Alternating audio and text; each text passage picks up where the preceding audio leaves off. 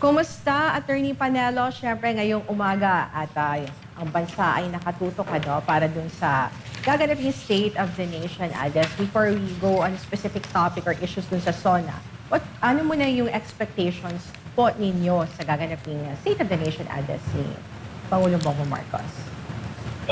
Actually, wala akong expectation sana. In fact, wala akong balak manood ng SONA mamayang hapon. Dahil para sa akin kasi we're past the point na aasahan pa natin kung ano yung mga ipapangako ng ating Pangulo. Parang lagpas na tayo dun sa punto na aasa tayo sa sasabihin niya at maaasahan natin gagawin niya yung mga plano niyang sinabi niya, pinangako niya sa atin. So, yun bilang Pilipino, siyempre gusto natin na magtagumpay ang ating Pangulo dahil siya ang Pangulo ng bansa, siya ang leader natin sa bansa. Pero doon sa pinakita niya doon sa unang 4 o 5 taon niya bilang Pangulo, nakakawala ko ng pag-asa, nakakadismaya. So yun, wala akong inaasahan sa mamaya. At wala rin akong balak manood.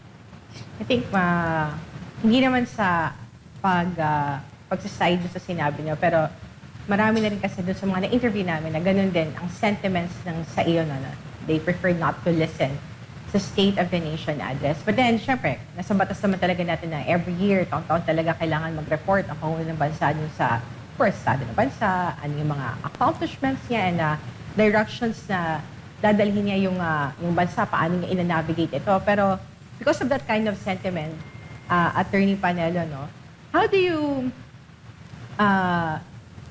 sasabihin natin dun sa mga kababayan natin na is this administration a hopeless administration and that yung mga remaining years niya is are we expecting na pababa ba yung ating assessment sa kanyang as a captain, na pag navigate niya ng direction ng ating bansa, mas na papunta ba for the better or for the worse? Yeah. Para sa akin, the president has bungled the presidency. Pinagkatiwala siya ng isang napakalaking mandato, almost or over 30 million votes to lead us. Pero wala siyang achievement na may tatawag natin. Ang pinaka-achievement niya is actually sa unang pagkakataon ng isang bansa ay nagsuko ng former president sa banyagang korte, itong ICC. Yun ang pinaka-achievement niya at dahil tayo bilang mga Pilipino, hindi tayo umakto or hindi natin pinakita kung gaano tayo kagalit dun sa ginawa niya kay dating Pangulong Duterte. Parang ginamit niya yun bilang parang motivation niya na kung kaya ko gawin to kay dating Pangulong Duterte, kaya kong gawin kahit anong gusto ko. Kaya kong banggain kahit sino. So, yun ang nararamdaman ko And I'm 42 years old. Para sa akin, ang achievement ni President Bongbong Marcos is for the first time in my life, hindi ako proud maging Pilipino. Na hindi ko mapagmalaki na Pilipino ko, na nawawalan ako ng tiwala at pag-asa sa gobyerno natin. And then malaking bagay yon kasi pinalaki ako na patriotiko, may pagmamahal sa bansa, pero siya yung kauna-unahang presidente na ramdaman ko na hindi siya yung tamang pangulo, hindi ito yung tamang landas para sa bansa natin. So again, I don't have any expectations for this SONA or for the coming years. Ang inaantay ko na lang is bumaba siya sa pwesto para masimulan na natin yung pagbabago. Mm-hmm. And before sa question ni Boss Dada, I'd like to add one more. Kasi alam mo, Attorney Panelo, during the time of President Duterte, syempre, any president, hindi talaga nila, they can't help na ma-compare dun sa mga naunang presidente ng ating bansa. The previous administration, isa sa naging accomplishment niya at very vocal si President Duterte is yung pag-topple down niya sa mga oligarchs.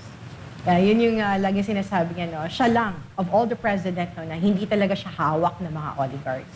And he is for the masses. Under the Marcos administration, is President Marcos, no, isa ba dun sa power base niya ang mga masa? Or mas nakatuon siya sa mga oligarch? And yung power base ba niya ay nasa mga, sa military, sa mga oligarchs, and of course, the mass media? I'm not sure. Ano? I'm pretty sure na, and this will be supported by the surveys, na ang A, B, C, D, E, F, lahat yun ay wala ng tiwala sa kanya. So, hindi, kahit nakakataas ka sa buhay, kahit nakakababa ka sa buhay, parang ganun yung effect niya sa tao.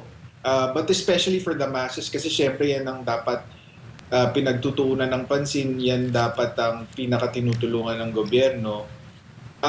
Klarong-klaro naman dahil dito sa mga flood control scandal at kung ano-ano pang mga corruption scandal na hindi talaga prioridad yung taong bayan, yung masa. Whether oligarchs are being targeted, mukhang hindi rin kasi parang hindi tayo nakakarinig ng reklamo mula sa mga oligarchs or hindi natin nakikita na gumagalaw yung gobyerno laban sa kanila para basagin yung monopolya at kung ano pa. Yun nga, sinusubaybayan ko yung SMNI bago ako pumasok. Sabi nga ni Mayor Baste Duterte na ang priority, it seems, is yung impeachment laban kay Vice President Sara, na dininay naman ni Claire Castro. Pero si Claire Castro mismo ang ebidensya na ang pinagtutuunan ng pansin ng gobyerno ay ang mga kalaban nito sa politika, katulad ng mga Duterte. Kasi si Claire Castro, wala nang bukang bibig, di ba? Lahat na ng problema ng Pilipinas, Attorney? napakatagal na pong wala sa poder ang mga Duterte.